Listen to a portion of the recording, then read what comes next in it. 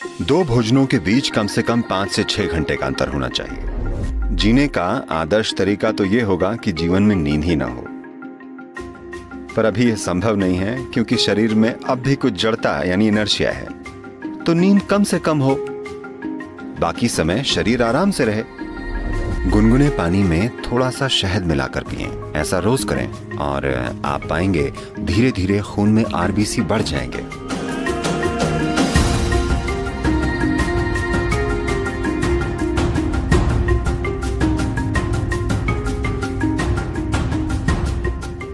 अगर भोजन की बात करें, सबसे महत्वपूर्ण चीज जिसका आपको ध्यान रखना चाहिए वो ये है, किसी दिन जब आप कोई भोजन खाते हैं, चाहे आप जो भी खाते हैं, आपको ध्यान रखना चाहिए कि वो भोजन कितनी जल्दी पचकर आपका हिस्सा बन जाता है। कोई भी भोजन अगर 3 घंटे से ज्यादा पेट में रहता है, यानी आपने खराब खाना खाया है। वो भोजन या तो आप छोड़ दें या कम से कम खाएं। अगर भोजन 3 घंटे में पेट से आंतों तक पहुंच जाता है, यानी आप कुछ ऐसा खा रहे हैं जिसे आपका सिस्टम अच्छे से पचा पाता है। शायद वो सबसे अच्छा भोजन न हो, पर सिस्टम उसे पचा पा रहा है। और दो भोजनों के बीच अगर आप 5 से 6 घंटों की दूरी बनाए रखते हैं और बीच में अगर कुछ भी ना खाया जाए, तो आप पाएंगे कि कोशिकाओं या सेल्स के स्तर पर सिस्टम में सफाई होगी। सेलुलर स्तर की यह सफाई स्वस्थ जीवन के लिए सबसे जरूरी और सबसे ज्यादा महत्वपूर्ण है। तो दो भोजनों के बीच कम से कम 5-6 घंटों का अंतर होना चाहिए। अगर आपकी उम्र 30 से ज्यादा है तो दिन में दो बार अच्छे से भोजन करना काफी होगा। एक सुबह का भोजन और एक शाम का। शाम के भोजन के बाद कम से कम 3 घंटे रुक कर सोना चाहिए और कुछ शारीरिक काम होना चाहिए। जरूरी नहीं है कि बहुत भारी या जोरदार गतिविधि हो, बस थोड़ी सी सैर या शायद थोड़ा सा डांस या ऐसा कुछ। अपने लिए कुछ ऐसा करें ताकि शाम के भोजन के बाद कम से कम 20 से 30 मिनट कुछ शारीरिक काम हो। ऐसा करने से आपका सिस्टम काफी स्वस्थ होगा।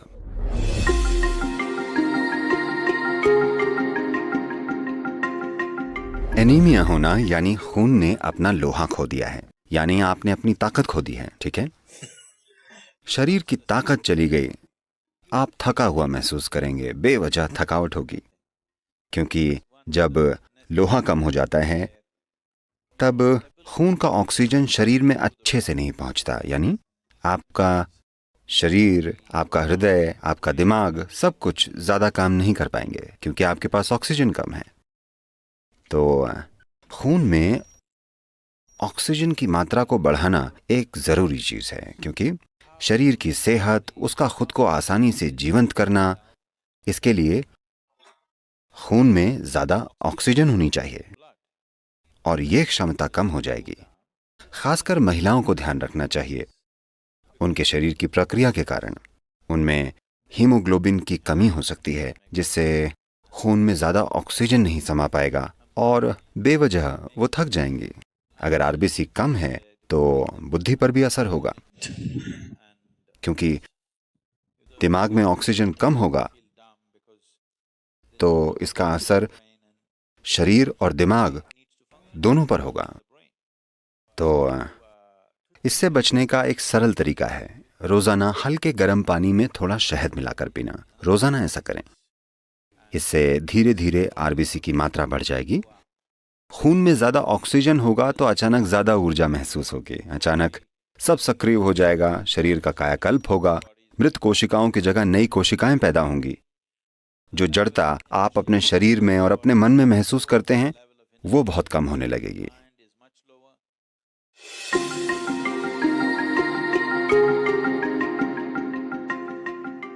तो शहद हमारे सिस्टम पर अलग अलग असर डालता है। कच्चे शहद का एक तरह का असर होता है, ठंडे पानी में पीने से उसका असर अलग होता है, हल्के गर्म पानी में पीने से अलग ही असर होता है। हम यहां इसे हल्के गर्म पानी में पीकर सिस्टम को खोलना चाहते हैं। If you put it into boiling water, some part of honey will turn poisonous. उबलते पानी में डालने से शहद का कुछ हिस्सा जहरीला हो जाता है, तो इसे कभी भी उबलते पानी में नहीं डालना चाहिए या इसे पकाना नहीं चाहिए। मैं जानता हूँ कि पश्चिम में लोग शहद के केक बनाते हैं, वो इसे पकाते हैं। एक तापमान को पार कर जाने के बाद शहद जहरीला हो जाता है, तो आपको इसे ऐसे तापमान में रखना चाहिए कि ये पीने लायक हो। इसे गुनगुने पानी में डालें, उबलती हुई गर्म चीजों में इसे न डालें।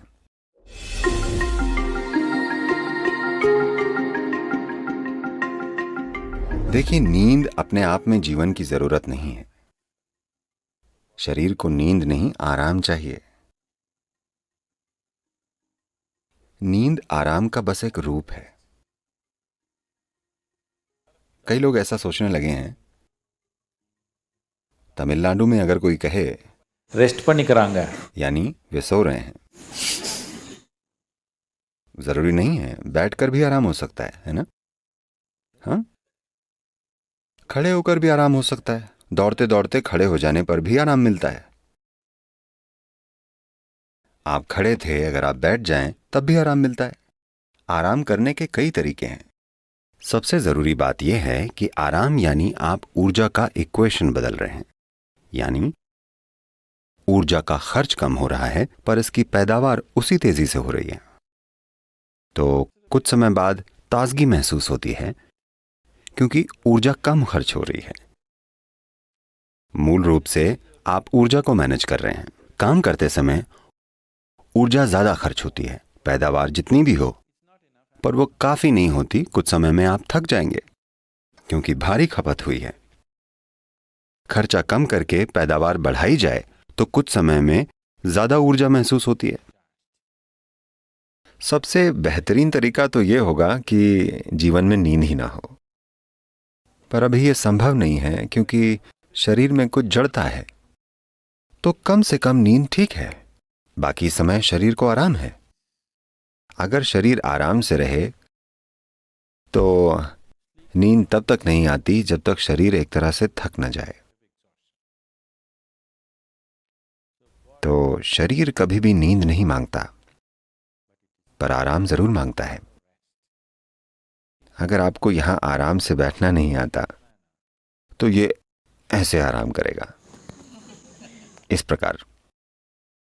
अगर आप बिल्कुल आराम से बैठ पाएं तो ये बिना सोए घंटों बैठेगा, वरना शरीर को सिर्फ नींद में ही आराम मिलेगा। अभी यहां बैठे बैठे आप एक सरल काम कर सकते हैं कि आप यहां आकर बैठ जाएं। बस अपना ध्यान अपने सिर के ऊपर से अपने पैर की उंगलियों तक ले जाएं और देखें क्या सब कुछ ढीला और आराम से है, या आप ऐसे बैठे हैं। इसे जितना हो सके उतनी आराम की स्थिति में लाएं, जितना आपसे हो सके। आप हर चीज को लेकर सचेतन नहीं हैं, पर होशपूर्वक आप जितना सहज बना सकते हैं।